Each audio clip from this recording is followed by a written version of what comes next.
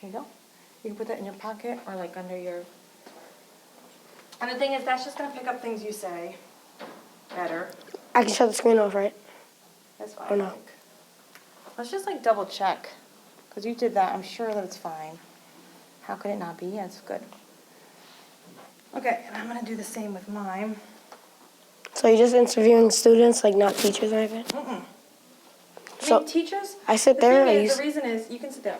But the reason is, I mean, teachers have been interviewed for a while, you know? Like, there are a lot of thoughts on what teachers have to say. But there's not that many people collecting what students have to say. That's why you're really important as one of my initial student action researchers. You know, you're going to have a voice in some of these issues that many people are grappling with. Okay. All sound good? Mm-hmm. Cool. So we can talk to each other, you know, you can look at the camera if you want, but it's an interview show, you know? Okay. It's relaxed. It's open, it's honest. So my first question for you today is, when do you most enjoy learning? When we use technology. Yeah? Like, I know in 6th grade we used it in math a lot. And we use it sometimes in science and ELA. And in 7th grade, and I liked when we have technology class.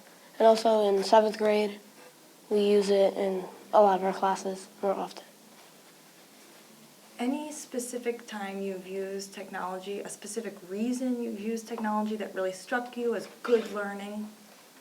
And maybe in 6th grade when we did the project about building the house on the website, and we had to like build the virtual house for the storms. So you built shelters, right? Mm-hmm. And what did you learn through that project? We learned how to do the area and like the perimeter of objects and stuff like that. Very cool, very cool. Any particular technologies that you wish were infused in schools more? Well, our school has a lot. We have iPads, laptops, desktops. So that's really everything. But like, I think we should use a lot more computers. Maybe more like Windows and Mac, because we have just Mac. Here's something that I'm thinking about that really hasn't been part of anyone else's interview, but you're a different student, so it's a little different interview. Do you ever feel like maybe a barrier to using more technology in classrooms is knowledge of how to use this technology? Like, I'm looking at you and thinking, you know more about using technology than I do. Any way that you feel like you could bridge that skill to help other people use technology? You guys are welcome to just go right in. Oh, We have okay. mics, so it's like, I was just like, I don't want to look up. it's a show about school, so anything could happen. It's like, this is natural. But it is, Like a fight. Dad, there's a slice of pizza for you. Yay, thank you. Right. this is our student action research show. Learning from students what makes good teaching and learning. All right, guys, I'm gonna go eat some pizza. I'll talk to you later. Okay. Let me know what he says. I can't. Okay. Not until the show comes out. It's confidential. Well, it's not confidential, but I was- Am I getting paid? I was just making because it's for Okay, Maybe sorry I'll about slice that. of pizza for him. Nice. Is this in the blooper scene? Yeah, we'll put in bloopers. So my question to you was, any ideas about how you could sort of bring your knowledge of technology to help better schools? Other schools? Well, to help This school? this school or any school. Can students be part of that? Yeah, if they know how to do it, they can help the other kids who don't. I think I'm the best in New York. Yeah, I think you're the best student I've ever encountered. You are the best with technology of any student I've ever encountered. So if you could pick one thing to teach other students, what would it be? I'm not gonna say how to hack. Maybe how to just like use computers in general, because like a lot of the kids nowadays, they say that kids know a lot about technology, but being in our technology class, a lot of these kids don't really know how to do much on computers. Yeah, so maybe peer-to-peer learning would be helpful in that.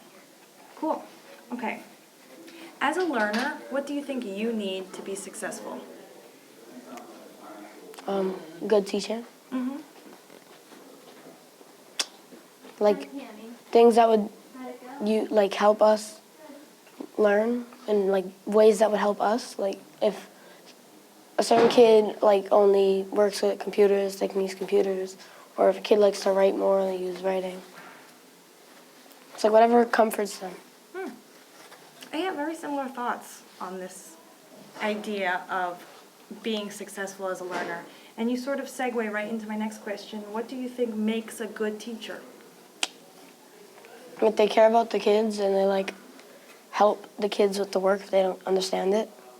And also they try to accommodate the children's needs. Yeah, agree on all of it. They have to be nice. Nice, accommodating, they... Help in their understanding to it. Great. What's the role of a teacher in challenging students? Give them work. Try to give them work that they might not think is really easy. Some work that they might have like a little bit of challenge on. See if they can do it. Yeah, because like there's definitely something to be said for accommodating students. Is there something to be said for pushing students out of their comfort zone? Yeah, that too. Because like if a student is just staying on one thing, you should push them to do other things. Cool. What's one thing that you wish teachers did more often? Like maybe like give us a little bit of time, like settle down in class. Because like I know my class likes to talk, so. Or like maybe use more computers. I knew you would say that, but let's talk about the settling into class because you might be picking up on something. My class is a very loud class. We like to talk, especially in math and French and art and Well, science. let's just keep it general. Your class likes to talk. Oh. I'm thinking maybe in a lot of your classes there's like a set entry routine. Yeah, we all come in, but we're all chatty because there's transitions. Right, it's hall time. And then we go into our class and we take our seats, but we're still talking though. So What are you supposed to be doing at that time? most classes take out your notebook and copy the teaching point. But in like other classes like math, we don't have a teaching point or an ELA. So we just come in and then we just take out what we need to do and we do need to do now. Or an ELA, we need to do whatever we have to.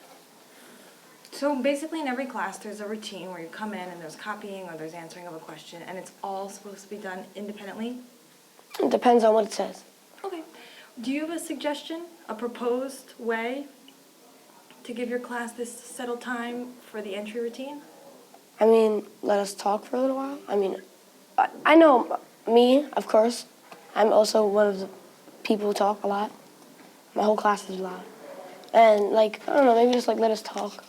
Because what I'm hearing is like you learn better through talking. So should this talking time be free chat or should this talking time be something structured? Should it set you up for the day? Should it debrief like- yesterday? Just like talk about like what we want to, like our friend, I guess. I feel like not for a long time, I guess, because we still have to learn. Like, I don't know. So really, truly a time to chat and disengage with academic work. Oh, Like, cause like when we have partner work, it's way better, cause like you get partnered up with the person you want to, so you can talk to them while you do the work. But in a lot of our classes, if we talk while we're doing the work, they don't really mind unless we're like yelling and stuff. So, what's one thing you wish teachers did less often? well, less often is not let us go to the bathroom sometimes. Like, sometimes people gotta use the bathroom, and they say no, and then it's just annoying. And another thing, I guess, would be yell, or I don't know, like, be strict, because it's boring when teachers are like, oh, do this, oh, do that. And instead of, like, being fun about it. How do you think we could incorporate more people who make the rules or the structures for a classroom? How we can add more people to make rules? I think teachers are strict for a reason, right? They're strict because they want to make sure that the class is structured.